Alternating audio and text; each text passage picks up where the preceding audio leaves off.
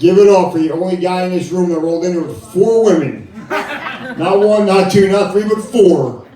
Give it up for Callan.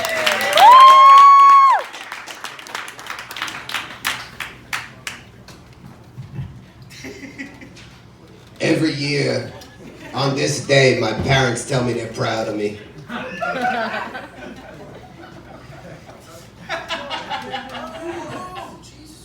You guys like Bubba Coos? You guys know Bubba Coos? You guys local? They have a burrito called the Chihuahua. I think it's false advertising though. Because I ate that Chihuahua, I took a shit the size of a Saint Bernard.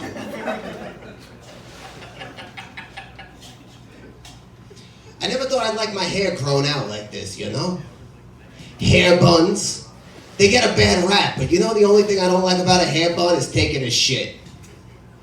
Because you take a big, stinky, masculine shit, and then you wash your hands, and you look like a little schoolgirl. Sometimes I'm stoned. I'm like, did this little schoolgirl take this huge, masculine shit? I grew up with OCD. Are you guys familiar with obsessive compulsive disorder? And it's terrible because when I was growing up, I had no friends. So it never really had a thing. It was just my rituals and whatever the fuck.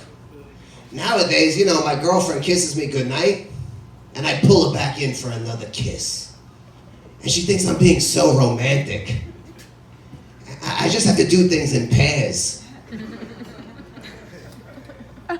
I gotta do things in 2s.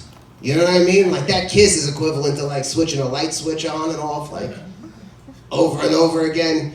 It's basically the same thing. You guys like New Edition? You guys know that song, I'm Still in Love by New Edition?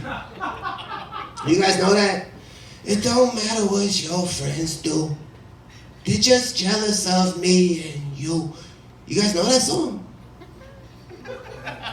And then at the end, they all belt out, it don't matter. I once listened to that song stoned. I drove around for fucking 2 hours. And I listened to that song over and over again. When I finally made it to the supermarket, they said, you want paper or plastic? You guys know that song? It don't matter. It don't matter. It don't matter. Can I guys tell you guys a joke? I was going out with this girl once, right? You know what I mean? I was like, we were kind of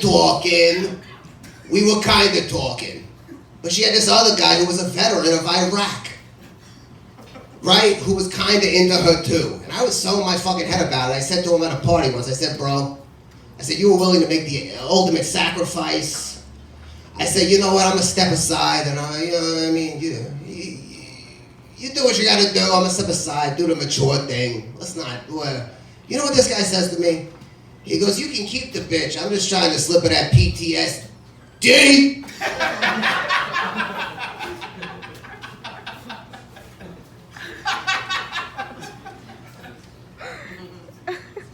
What's worse than people who know things? You ever at a party and people know things? That's fucking brutal. Are you familiar with the... Shut the fuck up. I was at a party the other day, you know what I mean? Like they're talking about sports and then the girl goes, oh, what's that? What's Tommy John surgery? Oh, well that's when they take a ligament from somewhere else in your body and put it in your elbow so you can keep pitching in the major leagues at a high level. I said, you ever get Elton John surgery? That's when you pop a molly and a cock from somewhere else winds up in your ass. You ever take a molly and wake up with a feathery earring? You ever take a molly and go to a dog fight? And here's the thing that bothers me about dog fighting, the gambling. It should be for the love of the sport or for nothing. I'm half gay. Anybody else half gay in here? Is there another half gay person? Doesn't it offend you when people call you bisexual? People go, what do you mean you're bisexual? I said, no, I'm half gay. Get it right. I remember when pansexual just meant skeeting in a skillet. I remember expressway just meant mean what you say and say what you mean. I remember when afterbirth just meant life. What respect for life do we have as a culture?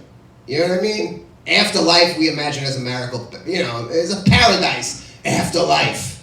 So fuck life, right? Afterlife is a magical paradise. Afterbirth, which is what we should call life, is what we assign to a big, sloppy sack of nutrients that flops out of your wife's cooter after your biggest mistake. What respect for life do we have as a culture? American culture is all about convenience. You want your food to come fast. You want your Uber to come fast. You want your Amazon package to come fast. What is my girlfriend complaining about? I'm a man of my times. You ever get so stoned you put on a gangbang and you just want to blow a load onto your stomach and go to bed?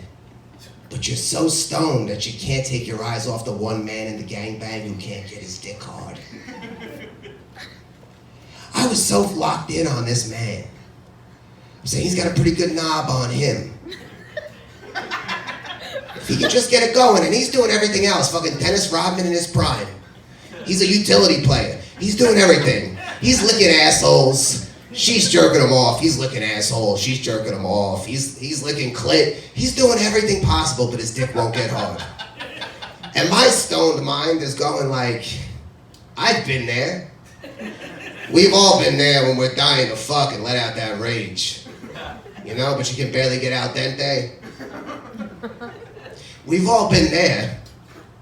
Imagine bursting in on somebody jerking off and they're watching a gangbang with fucking, they're crying their eyes out. They're like, they're sobbing. You could play Luther Vandross over that scene. You guys like Luther Vandross? You guys know Luther Vandross? A chair is not a chair. Is that my eye exam? My Uncle Kip said life is like an eye exam. You can only get better or worse. And if you tell the truth, you shall see. Can I guys tell you one more story? And I apologize if it gets too blue. My friend J-Bo, right? He was getting dizzy every time he heard the song Bop by Hanson. Oh no.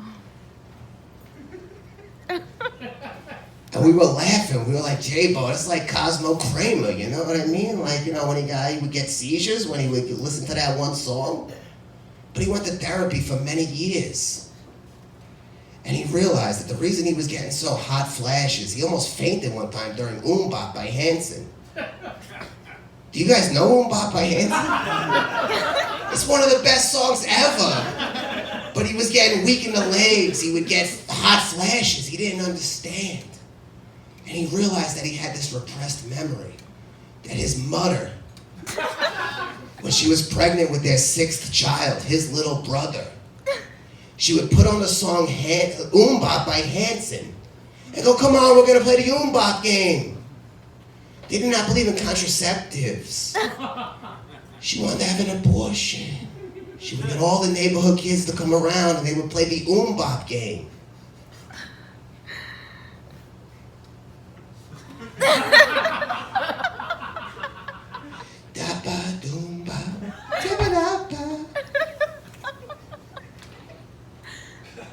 Is that too blue? All right, well, my girlfriend Connie, she got pregnant, right? And this is how stubborn she is. They're going, you should get a scheduled C-section. And she's going, no, my mother got a natural birth. She had 3 natural births. I want to have a natural birth. I said, would you please cut it out? I said, would you please cut it out? She thinks I'm doing like Joey Gladstone impressions. I'm going, no, have them cut it out. Scheduled C-section. It's safer, it's cleaner, It protects against malpractice suits against the hospital. This is how stubborn my girlfriend Connie is. No, I have to have a... I'm saying cut it out, please. Please, just have it, cut it out. But Dan Caprio, let me tell you, we reached a compromise as all happy couples do. She got a late-term abortion. Thank you guys so much.